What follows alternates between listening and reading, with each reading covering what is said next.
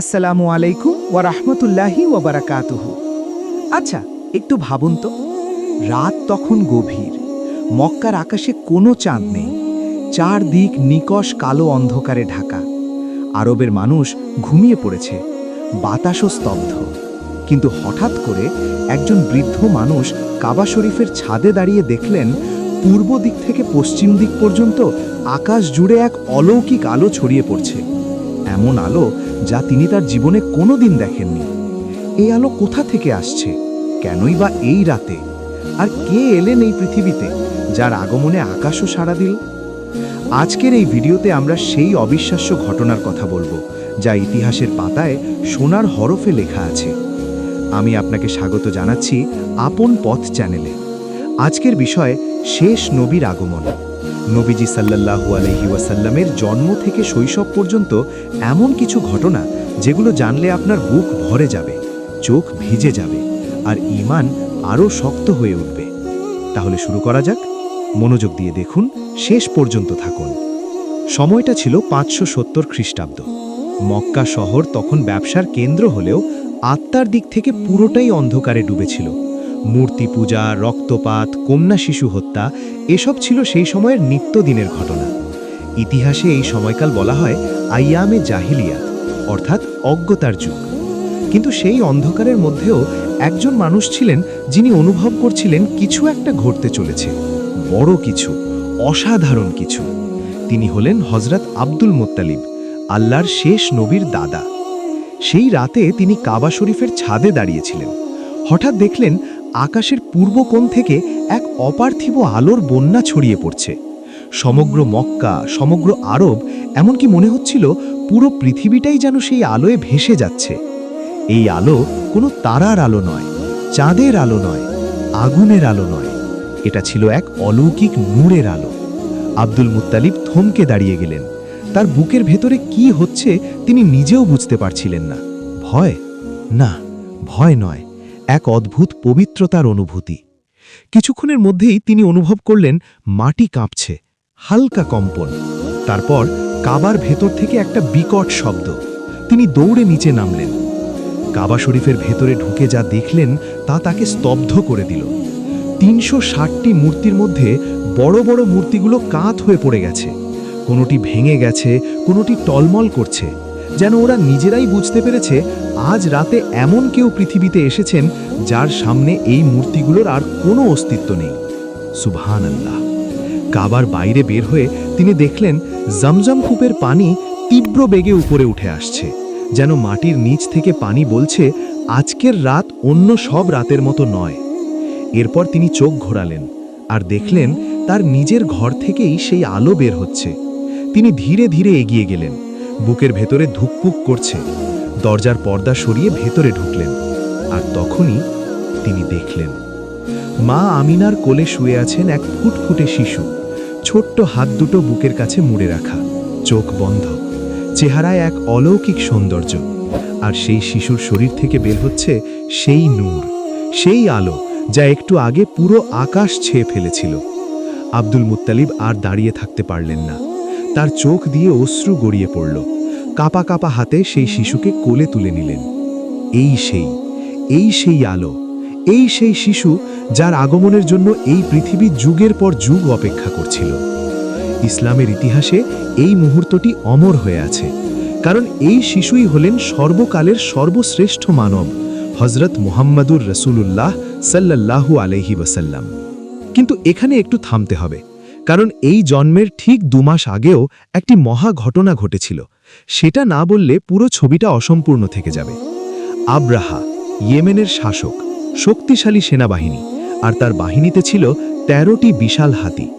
তার লক্ষ্য একটাই ছিল, কাবা শরীফ ধ্বংস করা। আব্দুল মুত্তালিব আব্রাহার সামনে গেলেন, তাকে বললেন, এই ঘরের দিকে হাত বাড়িও না, এটা আল্লাহর ঘর, তোমার জন্য এটা বিপদের কারণ হবে। কিন্তু আব্রাহা এই কথায় কান দিল না। তখন আব্দুল মুত্তালিব একটু কৌশলী হলেন, বললেন, আমার যে 200টি উট তুমি নিয়ে গেছো সেগুলো ফেরত দাও। আব্রাহা অবাক হয়ে বলল, আরে তুমি তো শতাব্দীর পর শতাব্দী কাবার রক্ষক, আর তুমি এসেছো শুধু উট চাইতে? আব্দুল মুত্তালিব শান্তভাবে বললেন, আমি উটের মালিক, উট চাইতে এসেছি। কাবার মালিক তিনি নিজেই, তার ঘর তিনিই রক্ষা করবেন। কি অসাধারণ তাওয়াক্কুল, কি গভীর বিশ্বাস! উটগুলো ফেরত নিয়ে আব্দুল মুত্তালিব সরাসরি কাবা শরীফে গেলেন। হাজারে আসওয়াদকে জড়িয়ে ধরলেন আর অঝরে কাঁদতে লাগলেন। বললেন, হে আল্লাহ, আমি অক্ষম, আমার কোনো শক্তি নেই, কিন্তু তুমি সর্বশক্তিমান, তোমার ঘরকে তুমিই রক্ষা করো। আল্লাহ সুবহানাহু ওয়া তাআলা সেই দোয়া কবুল করলেন। আব্দুল মুত্তালিব মাথা তুলে দেখলেন, পূর্ব দিক থেকে আসছে পাখির এক বিশাল ঝাঁক, আবাবিল পাখি। প্রত্যেকের মুখে একটি করে পাথরের খণ্ড, দুই পায়ে আরো দুটো। পাথরগুলো অগ্নির মতো জ্বলজ্বল করছে, কিন্তু আশ্চর্য, পাখিদের কোনো ক্ষতি নেই। পাখিগুলো প্রথমে কাবার চারদিকে তাওয়াফ করল, তারপর ঝাঁপিয়ে পড়ল আব্রাহার হস্তি বাহিনীর উপর। প্রতিটি পাথর সৈন্যদের শরীর ভেদ করে ঢুকে গেল। মুহূর্তের মধ্যে ৭,০০০ সৈন্য মাটিতে মিশে গেল। আব্রাহা নিজেও সেখানেই শেষ। আল্লাহু আকবার! এই ঘটনার কথা পবিত্র কুরআনে সূরা ফিলে আল্লাহ নিজেই উল্লেখ করেছেন। তুমি কি দেখনি তোমার রব হস্তি বাহিনীর সাথে কেমন করলেন? প্রিয় দর্শক, আপন পথ থেকে এখানে একটা কথা বলতে চাই। যারা বলে আল্লাহ কি আছেন, কোথায় তার প্রমাণ, তাদের জন্য ইতিহাসের এই পাতাগুলোই যথেষ্ট জবাব। যে আল্লাহ ছোট ছোট পাখি দিয়ে বিশাল হস্তি বাহিনী ধ্বংস করে দিতে পারেন, সেই আল্লাহর উপর ভরসা রাখলে কোনো শক্তি আমাদের কিচ্ছু করতে পারবে না। জন্মের পরদিন সকালে আব্দুল মুত্তালিব সেই ফুটফুটে শিশুটিকে কোলে নিয়ে কাবা শরীফের সামনে চলে এলেন। সেখানে একটি সাপ্তাহিক আয়োজন ছিল। বিগত সপ্তাহে যত শিশু জন্মগ্রহণ করেছে তাদের নামকরণ হবে। একে একে সব শিশুর নাম ঘোষণা হলো, সব নামই দেবদেবীর নামে। এটাই ছিল সেই সময়ের প্রথা।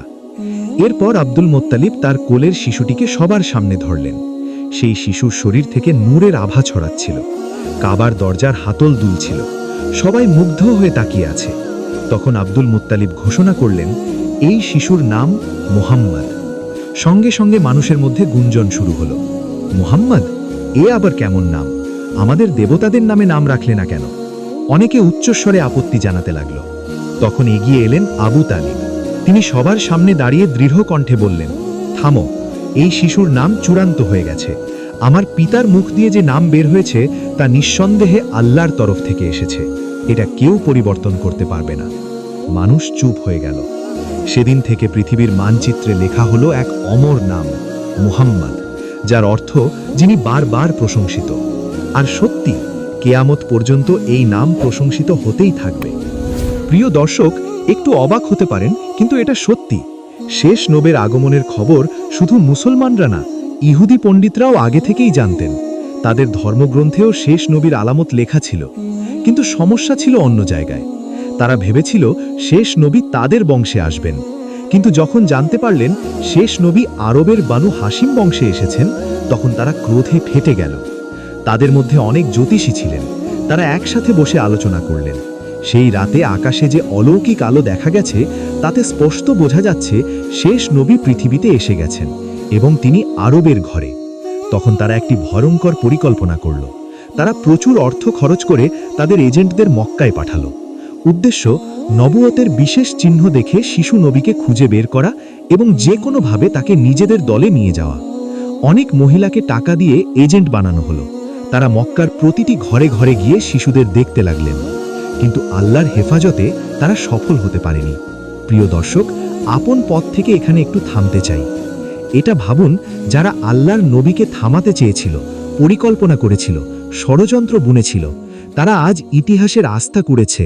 আর সেই নবীর নাম আজও আজানে বাজছে, কোটি মুখে উচ্চারিত হচ্ছে, কেয়ামত পর্যন্ত হতেই থাকবে।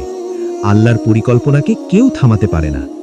এবার আসি আরেকটি অসাধারণ ঘটনায়।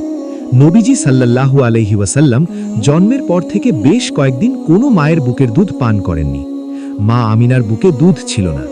পরিবারের একমাত্র ভরসা ছিল আবু লাহাবের এক দাসী। কিন্তু হিংসুটে আবু লাহাব আর তার স্ত্রী সেই দাসীকে পাঠাতে রাজি নয়। শিশু নবীজি ক্ষুধায় ছটফট করছেন। এই দৃশ্য কল্পনা করুন একটু। এই পৃথিবীর শ্রেষ্ঠ মানুষ, যার জন্য আকাশ আলো দিয়েছিল, কাবার মূর্তি ভেঙে পড়েছিল, তিনি ক্ষুধায় কাঁদছেন। আল্লাহ কেন এমন পরিস্থিতি রাখলেন? কারণ আল্লাহর পরিকল্পনা সব সময় আমাদের চেয়ে বড়। সেই সময়ে আরবে একটি রীতি ছিল, অভিজাত পরিবারের শিশুদের মরুভূমির বেদুইন মহিলাদের কাছে পাঠানো হতো। কারণ মরুভূমির পরিবেশ শিশুর স্বাস্থ্য গঠনে ভালো, আর বেদুইনদের আরবি উচ্চারণ শুদ্ধ। সেখান থেকে শিশুরা বিশুদ্ধ ভাষা শিখত। সেই বছরও অনেক বেদুইন মহিলা মক্কায় এসেছিলেন শিশু নিতে। প্রত্যেকেই ভালো পরিবারের শিশু বেছে নিচ্ছিলেন, কারণ পারিশ্রমিক বেশি পাওয়া যাবে। নবীজির পরিবার, তিনি পিতা আগেই মারা গেছেন। শেষ নবীর আগমনের সেই অলৌকিক রাতের কথা, আব্দুল মুত্তালিবের বিস্ময়, হস্তি বাহিনীর ধ্বংস, নামকরণের দিন, ইহুদিদের ষড়যন্ত্র এবং দুধমা হালিমার কাছে বরকতের গল্প। আজ দ্বিতীয় পার্টে আমরা যাব নবীজির শৈশবের সেই কঠিন সময়গুলোতে, যখন একটার পর একটা ক্ষতি সইতে হয়েছে তাকে, যখন তিনি একা হয়ে পড়েছিলেন, কিন্তু তারপরেও আল্লাহ কিভাবে তাকে সামলে নিয়েছেন, এটাই আজকের গল্প। শুরু করা যাক। 2 বছর পর দুধমা হালিমা নবীজিকে নিয়ে মক্কায় ফিরে এলেন। মা আমিনা দীর্ঘ সময় পর তার চোখের মণিকে দেখে কাঁদতে লাগলেন। আবু তালিব ছুটে এলেন। কাবার কাছে থাকা সবাই নবীজিকে দেখতে আসলেন। কিন্তু সেই মুহূর্তে একটা খারাপ খবর এলো। মক্কায় তখন ভয়াবহ মহামারী ছেড়ে গেছে, রোগ ছড়াচ্ছে দ্রুত। আর একই সাথে আব্দুল মুত্তালিব জানতে পারলেন ইহুদিরা এখনও থামেনি। তারা বিভিন্ন ষড়যন্ত্রে শিশু নবীজিকে কবজা করার চেষ্টা চালিয়ে যাচ্ছে। শিশুর নিরাপত্তার কথা মাথায় রেখে আব্দুল মুত্তালিব সিদ্ধান্ত নিলেন হালিমার সাথে নবীজিকে আবারও পাঠিয়ে দেওয়া ভালো হবে। হালিমা এতে সম্মত হলেন। তার মনে তো নবীজির প্রতি গভীর ভালোবাসা জন্মে গেছে। হালিমার ঘরে থাকার সময় একদিন হঠাৎ হালিমা গুরুতর অসুস্থ হয়ে পড়লেন। গ্রামের কবিরাজ এলেন, তান্ত্রিক এলেন, কিন্তু কেউই কিছু করতে পারছেন না। শিশু নবীজি সেই দৃশ্য দেখলেন। তিনি তান্ত্রিকদের সরিয়ে দিলেন। তারপর অত্যন্ত শ্রদ্ধার সাথে হালিমার হাত ধরলেন। মনে মনে কি যেন জপ করতে লাগলেন। কয়েক মিনিট পার হলো। হালিমা চোখ খুললেন, উঠে বসলেন। তার শরীর পুরোপুরি সুস্থ। সেখানে দাঁড়িয়ে থাকা তান্ত্রিকরা অবাক হলেন। তারা বুঝতে পারলেন এই শিশু সাধারণ কেউ নয়। কিন্তু সমস্যা হলো সেখানেই। তান্ত্রিকরা বুঝতে পেরেছিলেন নবীজির পরিচয়, আর তারা দ্রুত সেই খবর পৌঁছে দিল ইহুদি পণ্ডিতদের কাছে। এরপর শত্রুরা হালিমার ঘরে আক্রমণ শুরু করল। হালিমা এবং তার স্বামী ভয় পেলেন। নবীজিকে নিয়ে তারা মক্কার কাছের এক পাহাড়ের দিকে রওনা হলেন। কিন্তু এবার বিদায়ের সময় এলো। হালিমা কাঁদছেন। নবীজিকে ছেড়ে যাওয়া তার পক্ষে সহ্য হচ্ছে না। মায়ের মতোই ভালোবেসেছেন এই শিশুকে। আব্দুল মুত্তালিব হালিমাকে সান্ত্বনা দিয়ে বললেন, তুমি যা করেছ তার জন্য আল্লাহ তোমাকে অনেক পুরস্কার দেবেন, কিন্তু এখন মোহাম্মদকে তোমার মায়া ছাড়তে হবে, কারণ তার শত্রুর সংখ্যা বাড়ছে। হালিমা বুকে চেপে নবীজিকে শেষবারের মতো জড়িয়ে ধরলেন। তারপর চলে গেলেন। নবীজি তখন আব্দুল মুত্তালিবের সাথে দাদার হাত ধরে থাকেন। দাদা তাকে সারাদিন চোখে চোখে রাখেন। এক পর্যায়ে মা আমিনা সিদ্ধান্ত নিলেন মদিনায় যাবেন। সেখানে নবীজির নানার বাড়ি, আত্মীয় স্বজনের সাথে দেখা হবে। আর সবচেয়ে বড় কারণ, সেখানে নবীজির পিতা আব্দুল্লাহর কবর। নবীজির জন্মের মাত্র 2 মাস আগে ব্যবসার কাজে মদিনায় গিয়ে আব্দুল্লাহ অসুস্থ হয়ে পড়েছিলেন এবং সেখানেই ইন্তেকাল করেছিলেন। মা আমিনা চাইলেন তার সন্তানকে সেই কবরের পাশে নিয়ে যেতে। বলতে চাইলেন, এই যে তোমার ছেলে, যাকে তুমি কখনো দেখতে পাওনি। মদিনায় গেলেন তারা। 2 মাস থাকলেন। মা আমিনা নবীজিকে জড়িয়ে ধরে থাকতেন। জন্মের পর থেকে তো এতদিন কাছে পাননি। কিন্তু ফেরার পথে হঠাৎ মা আমিনা অসুস্থ হয়ে পড়লেন। মক্কা পর্যন্ত পৌঁছাতে পারলেন না। পথিমধ্যে আবুয়া নামক এক স্থানে মা আমিনা শেষ নিঃশ্বাস ত্যাগ করলেন। 6 বছরের শিশু নবীজি সেই মুহূর্তে কি অনুভব করেছিলেন তা ভাষায় প্রকাশ করা যায় না। জন্মের আগেই পিতা চলে গেছেন। জন্মের 6 বছরের মাথায় মাও চলে গেলেন। নবীজি সাল্লাল্লাহু আলাইহি ওয়াসাল্লাম এতিম হয়ে গেলেন। প্রিয় দর্শক, এখানে একটু থামুন। আল্লাহ কেন তার সবচেয়ে প্রিয় নবীকে এত কষ্ট দিলেন? কারণ আল্লাহ চেয়েছিলেন তার নবী জানবেন ব্যথা কি, বুঝবেন কষ্ট কি। যখন কোটি কোটি মানুষ তার কাছে আসবে তাদের দুঃখ নিয়ে, তিনি যেন প্রতিটি দুঃখকে হৃদয় দিয়ে অনুভব করতে পারেন। আল্লাহর পরিকল্পনায় কষ্ট আসলে হিকমত। এরপরেও আব্দুল মুত্তালিব নবীজিকে মক্কায় নিয়ে আসেন, নিজের কাছে রাখেন, সারা দিন পাশে থাকেন। এরই মধ্যে একদিন নবীজি এক ভয়ঙ্কর দৃশ্য দেখলেন। একজন পিতা তার কন্যা শিশুকে জীবন্ত মাটিতে পুঁতে দিচ্ছে, আর শিশুটির মা স্বামীর পায়ে পড়ে কাঁদছেন, থামানোর চেষ্টা করছেন, কিন্তু পাষাণ হৃদয়ের সেই পিতা থামছে না। এটা ছিল সেই আইয়ামে জাহিলিয়াতের অন্ধকার। তখন কন্যা শিশুকে মানুষ অভিশাপ মনে করত।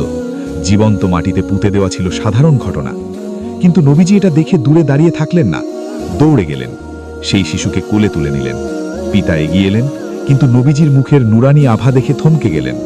নবীজি শুধু একটি কথা বললেন, কন্যা সন্তান হল পিতামাতার জন্য আল্লাহর রহমত। ব্যাস, শুধু এই একটি কথা। সেই পাষাণ হৃদয়ের পিতার চোখ ছলছল করে উঠল, মনের কঠিন পর্দা ভেঙে গেল। তিনি তার মেয়েকে জড়িয়ে ধরলেন। একটি শিশুর জীবন বাঁচালেন নবীজি। ইসলামের ইতিহাসে এই মানবতাবাদী নবীর উদাহরণ অতুলনীয়। তখনও কুরআন নাজিল হয়নি, তখনও তিনি নবুয়ত পাননি, কিন্তু মানুষের প্রতি দরদ তার রক্তে মিশেছিল। এদিকে আব্দুল মুত্তালিব বৃদ্ধ হয়ে গেছেন। একদিন নবীজিকে নিয়ে কাবা শরীফ তওয়াফ করছিলেন, হঠাৎ বুকে তীব্র ব্যথা, মাটিতে পড়ে গেলেন। সবাই ছুটে এলেন। সেই সুযোগে আবু লাহাব কুরাইশদের নেতৃত্ব নিতে এগিয়ে আসতে চাইলেন, কিন্তু আব্দুল মুত্তালিব শেষ শক্তিতে তার প্রিয় নাতির হাতটি তুলে দিলেন আবু তালিবের হাতে।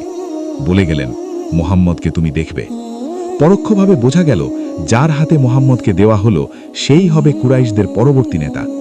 কিছুদিন পরেই আব্দুল মুত্তালিব ইন্তেকাল করলেন।